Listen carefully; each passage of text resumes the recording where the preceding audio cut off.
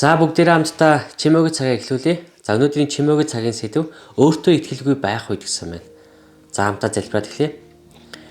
Эзэн минь тэгээд бид таны үгнээс суралцахаар ирлээ. Тэгээд өнөөдөр та өөрийнхөөгээр бидэнтэй ярьж таны үг биднийг өөрчлөх болтугай гэж залбирч байна.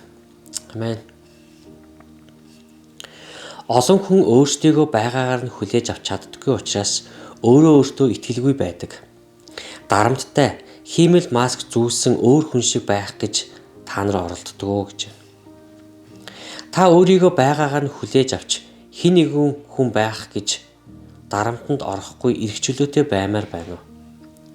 Бурхны тусламжтайгаар бид өөрсдийгөө юу хийснээр биш, харин түүн дотор хэн бэ гэдэг үн цэнд суралцах болно.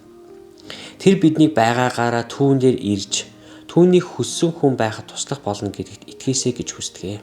Харин муу сүнсний төлөвлөгөө нь биднийг хуурч, хийж байгаа зүйл маань бидний үн цэнийг тодорхойлно гэж бидэнд итгүүлж, гим нүглүүдийг илүү анхааруулахыг хүсдэг. Сатан биднийг өөрсдийгөө үнэлэх үнэлэмжээ багасгаж, Бурханаас холдоосэй гэж хүсдэг бөгөөд Бурханы ивэлүүдийг бид хүртэх ёсгүй, боломжгүй гэж ойлгуулахыг хичээдэг.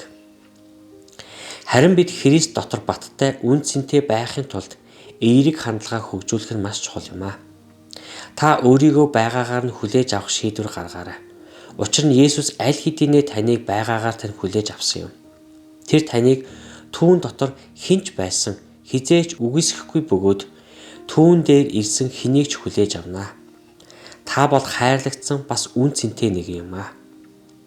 Бурхан бидний алдаануудыг мэддэг ч гэсэн биднийг хайрласаар байдаг. Таны төлөөх түүний хайрыг юу ч өөрчилж чадахгүй гэсэн байна.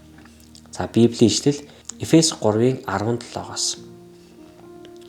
Ингэж итгэлээр Христ зүрхэн тань нутаглаж, та нар хайр дотор үндэслэгдэн суйрлагдаад, тэр хайрын ямар өргөн урт өндөр хийгээд гүн болохыг бүх ариун хүний хамт ойлгох болтугай гэсэн байна. Амен. Тэг бүгдээр хамтдаа эзний хайр дотор үндэслэгдэн суйрлагдцгаая. Тэгээд Бурхан ивэг